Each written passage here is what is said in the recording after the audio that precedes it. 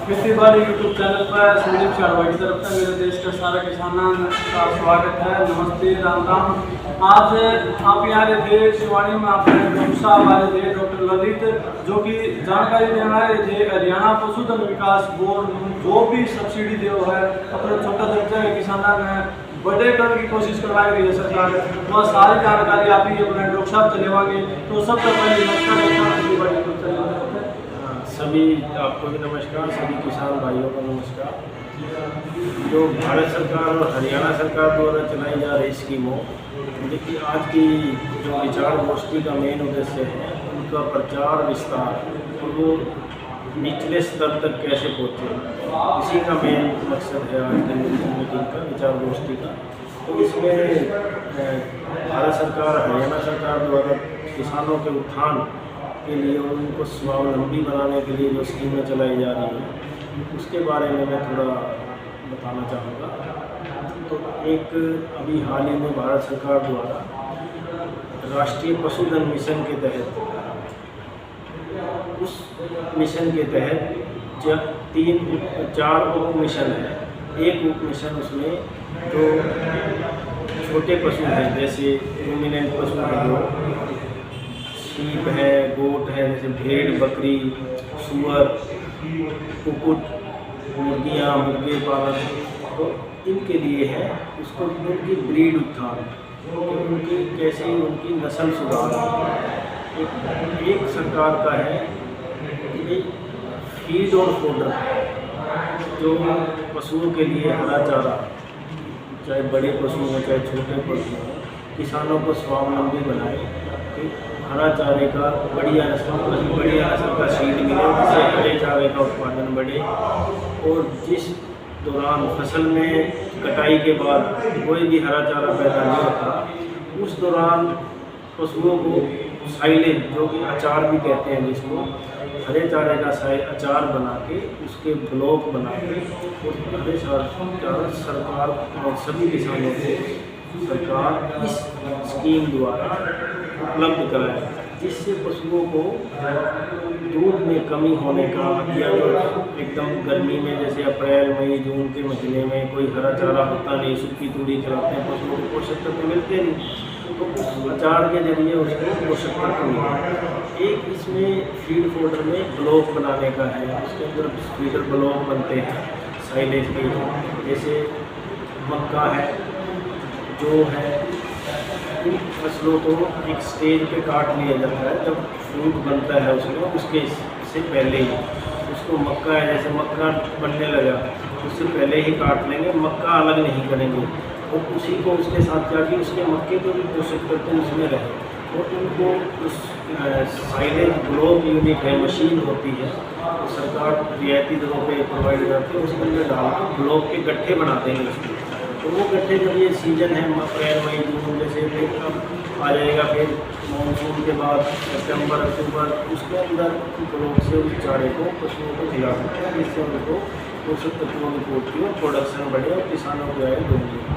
एक इसी उपकरण में रिसर्च और एक्सटेंशन का है। रिसर्च और एक्सटेंशन बेसिकली जो रिसर्च सेंटर है, यूनिवर्सिटी है, कॉलेज है, जहाँ रिसर्च हो रही है, उनके लिए है ये। और एक्सटेंशन सर्विस में उसमें पशुधन बीमा योजना है।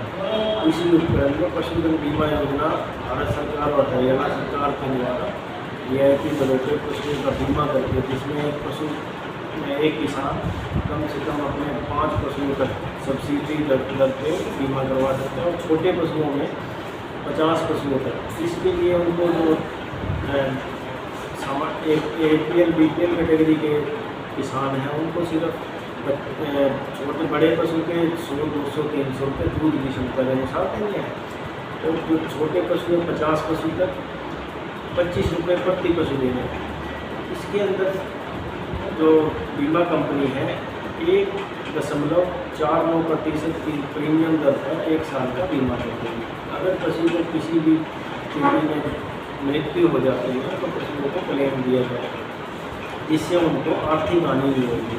आर्थिक हानि नहीं होगी, वो भी एक पशुओं की आमदनी दोगुनी करने में मददगार साबित होगा। इसके अंदर जैसे मैंने बताया कि ब्रीड इम्प्रूवमेंट, नस्ल सुधार प्रोग्राम में एक भेड़ बकरी का 525 भेड़ बकरी का फार्म लगा सकते हैं। 525 में 500 भेड़ और 25 मेंढे होंगे, या 500 बकरी या 25 बकरे होंगे, जो भी 25 बकरे होंगे। नस्ल है जो भी भारत सरकार ने डिसाइड करके, जिनसे ब्रीड का सुधार हो पर्टिकुलर, जैसे ब्रीड की सुधार होगा तो आमदनी बढ़ेगी उनमें, तो मान लो उनको ऊन के लिए ऊन का प्रोडक्शन होगा, भेड़ बकरी में मीट का प्रोडक्शन अच्छा होगा, वेट गेन अच्छा होगा। उनको साइंटिफिक ढंग से कैसे पालें, उनके लिए शेड बनाएं, उनके लिए सब्सिडी दी जाती है। इसके अंदर 50 लाख रुपए तक सब्सिडी भारत सरकार द्वारा मुहैया कराई जाती है। और इसके अंदर सरकार ज़मीन के पैसे नहीं देगी, सरकार इंफ्रास्ट्रक्चर के पैसे देगी, पशु खरीदने के पैसे देगी, जो इंश्योरेंस पे प्रीमियम लगेगा उसके भी आधे पैसे सरकार के द्वारा वहन किए जाएंगे। तो इसमें बैंक के थ्रू या तो बैंक के थ्रू लोन लेके अप्लाई कर सकते हैं। उद्यमी मित्रा पोर्टल है www.nlm.udyamitra.co.in, इसकी वेबसाइट पे जाके आप फॉर्म अप्लाई कर सकते हैं किसान। ऐसे ही शीप गोट के साथ, जैसे भेड़ बकरी के साथ सूअर पालन, मुर्गी पालन, इसमें भी इसकी दिशा में भी भारत सरकार द्वारा स्कीम चलाई जा रही है, राष्ट्रीय पशुधन मिशन के तहत। जो सूअर पालन है उसमें 100 सूअर कम से कम और 10 सूर, 100 सूरी और 10 सूर तक का आप फार्म लगा सकता है। इसमें भी किसान को अपना ज़मीन मुहैया करवानी पड़ेगी।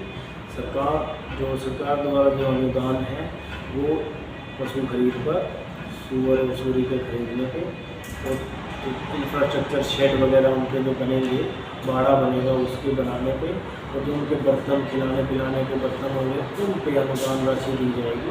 ये अनुदान राशि 30 लाख रुपए तक है। पहली किस्त, बैंक की पहली किस्त जारी होते ही सरकार द्वारा 50% सब्सिडी जारी कर दी जाएगी। ये जो सब्सिडी है सीडबी बैंक, जो small industry development bank of India है, उसके थ्रू कंसर्न बैंक जहाँ खाता है, जहाँ से लोन लेना है पशुपालक को, किसान को, वहाँ उनके पास आ जाएगी। जब प्रोजेक्ट पूरा हो जाएगा उसके बाद सारी सब्सिडी जो बची हुई 50% है वो वापस वो बैंक खाते में किसान की आ जाएगी।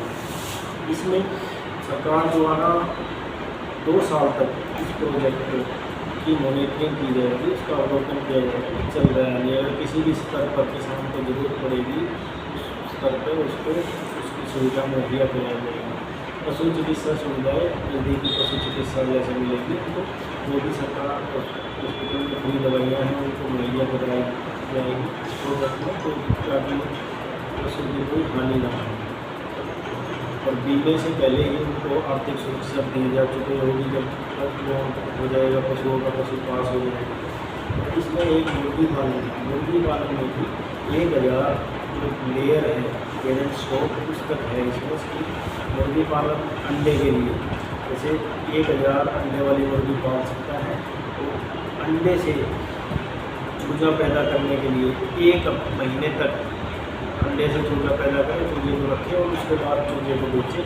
इसके लिए भी स्कीम है। 3000 अंडों की कैपेसिटी तक का फार्म भी लगा सकते हैं, उसमें ज़मीन भी कम चाहिए। और इस स्कीम के तहत 25 लाख रुपये तक सब्सिडी दी जाएगी। और इस स्कीम का फ़ायदा भी उद्यम मित्रा पोर्टल पर जाके आप अप्लाई कर सकते हैं फॉर्म। इसके लिए आपको प्रोजेक्ट रिपोर्ट बनानी पड़ेगी और जो KYC डॉक्यूमेंट वो लेकर जाने पड़ेंगे। बैंक की जितनी भी कार्रवाई करके बैंक उद्यम मित्रा पे आप अप्लाई कर दोगे। उद्यम मित्रा से हरियाणा सरकार से वो भारत सरकार को भेज दी जाएगी अप्रूवल के बाद। अप्रूवल होने के बाद ही भारत सरकार द्वारा अनुदान राशि दी जाती है। और जिन किसानों को बड़ी स्कीम के अलावा, जैसे ये तो राष्ट्रीय पशुधन मिशन के तहत थी, छोटी स्कीम भी करनी है तो विभाग द्वारा, पशुपालन एवं डेयरी विभाग द्वारा और स्कीमें भी चलाई जा रही है, जिनका क्रियान्वयन हरियाणा सरकार द्वारा करवाया जा रहा है।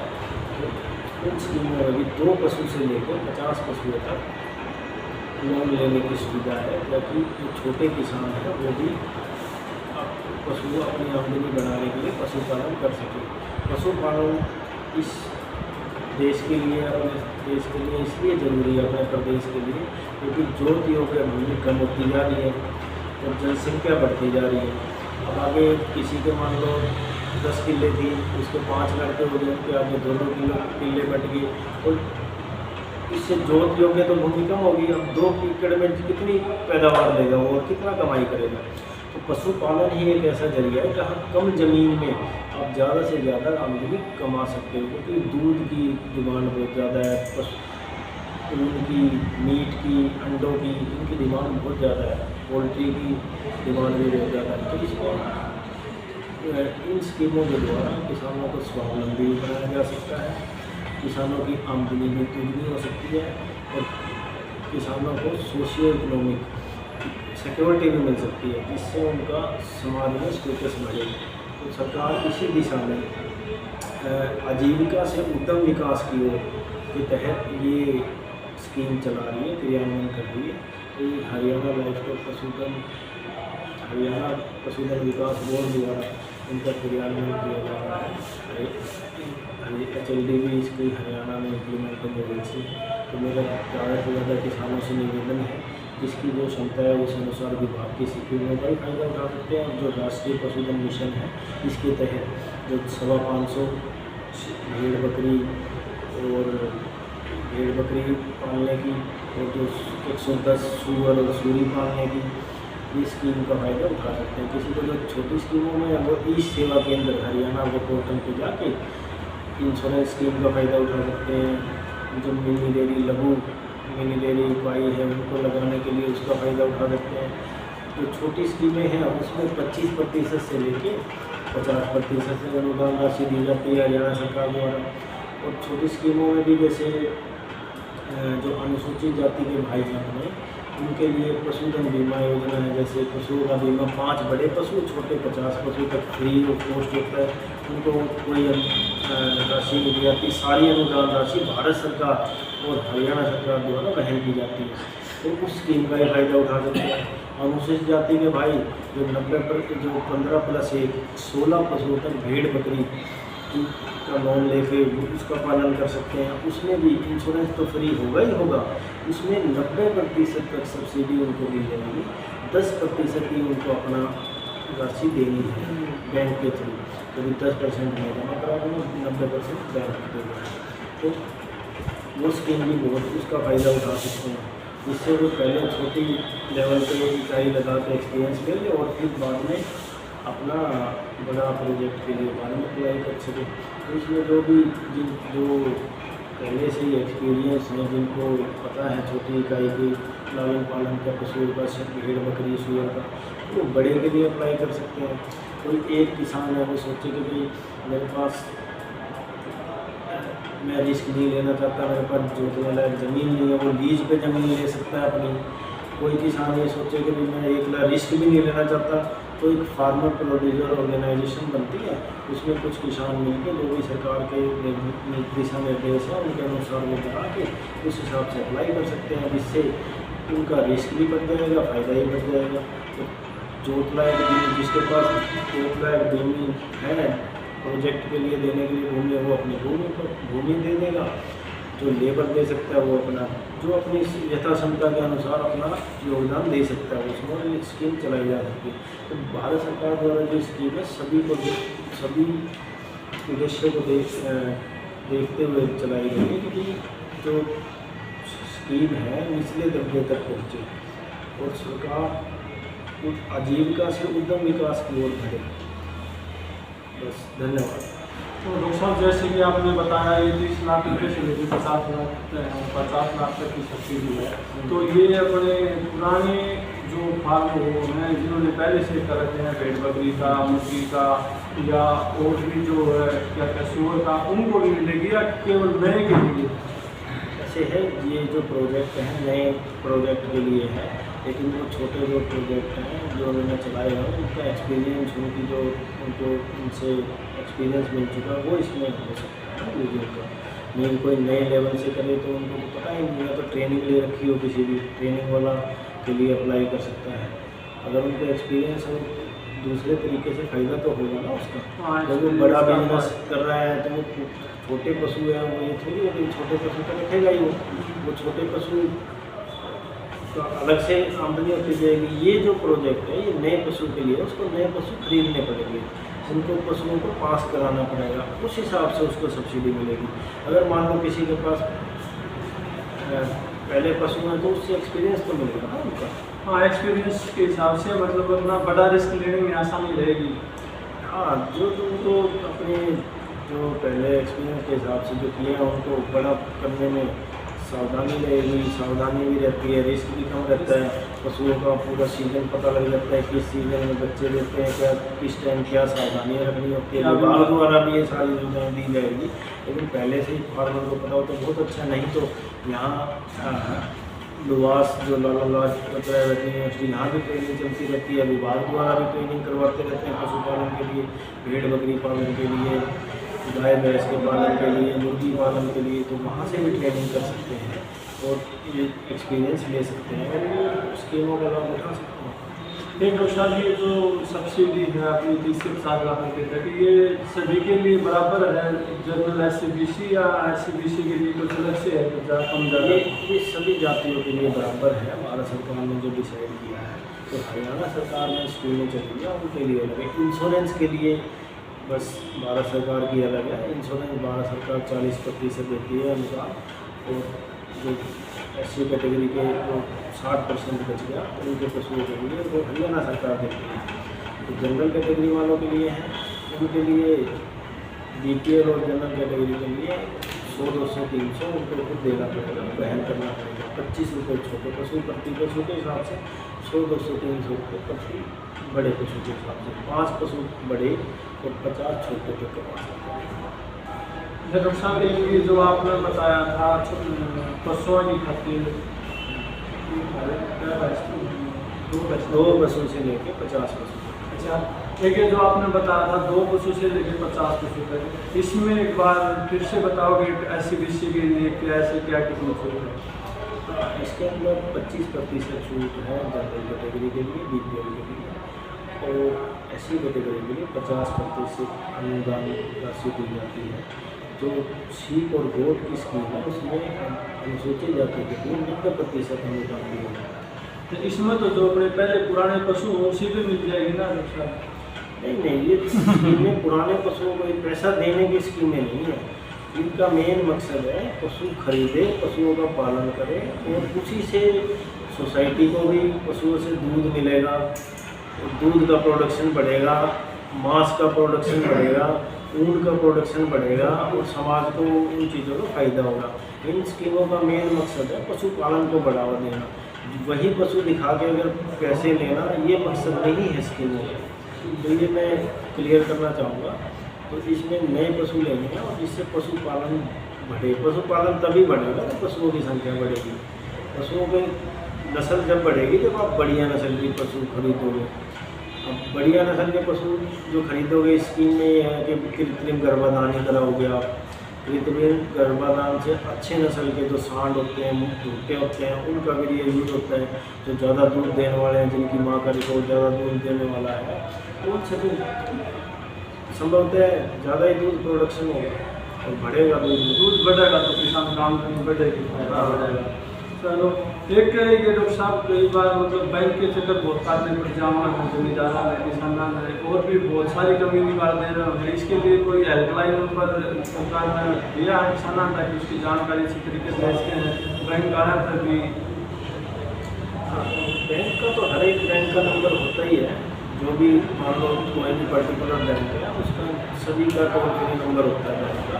गूगल पे भी आप जांच कर सकते हो। जैसे स्टेट बैंक ऑफ इंडिया का टोल फ्री नंबर करोगे तो अपने आप आ जाएगा। सभी बैंकों के जो भी नेशनलाइज बैंक है उन सबके चले हुए हैं। और इन स्कीमों में भी जो नेशनलाइज बैंक है, लिस्टेड बैंक है, उनके थ्रू ही अनुदान मिलेगा। ऐसे नहीं है कि जो बैंक लिस्टेड नहीं है उनसे नहीं मिलेगा। तो इसमें पहले बैंक के पास जब किसान जाएगा वो पूछ लेगा कि आप CDB के थ्रू हो ना, भारत सरकार की लिस्ट के थ्रू आपको इसमें एंटाइटल कर रखा है ना, आपको प्रावधान, तो उससे भी क्लियर बात है, आगे मुश्किलों का सामना नहीं करना। एक इसमें कुछ लिमिट भी है, जैसे कि सरकार ये कहे कि भाई 5 किसान डेयरी फार्म कर सकते हैं हरियाणा में या 10 कर सकते हैं, कोई लिमिट है अनलिमिटेड कितने भी कर सकते हैं? इसमें सरकार भारत सरकार द्वारा अनुदान राशि निहित की गई है। हर एक कोई भी आप प्रोजेक्ट चलाओ, कोई भी स्कीम चलाओ, सबका बजट होता है, बजट के हिसाब से स्कीम चलती है। अब इसमें भी अनुदान राशि का भारत सरकार ने बजट रखा है, उसमें सभी राज्यों का अलग अलग हिस्सा है। तो अभी ये स्कीम शुरू हुई है, तो ज़्यादा से ज़्यादा किसान इसमें अप्लाई करके फायदा उठाए। चलो भाई, ये थी डॉक्टर ललित द्वारा ली गई जानकारी, जो अपने हरियाणा पशुधन विकास बोर्ड से पंचकुला से आ रहे थे, अपने सारी जानकारी दी है। और भाई इस जानकारी लेके अपने देश के सारे जो छोटे मोटे किसान हैं काम कर सके हैं, जिनका बड़ा लेवल पर काम करने का इच्छुक नहीं है, घर का नहीं करता, वो अपने छोटी भी वो करके अपने ये कर सके हैं और सरकार द्वारा सहायता ले सके हैं। चलो मिलते हैं एक और नई वीडियो के साथ, तब तक के लिए जय जवान जय किसान।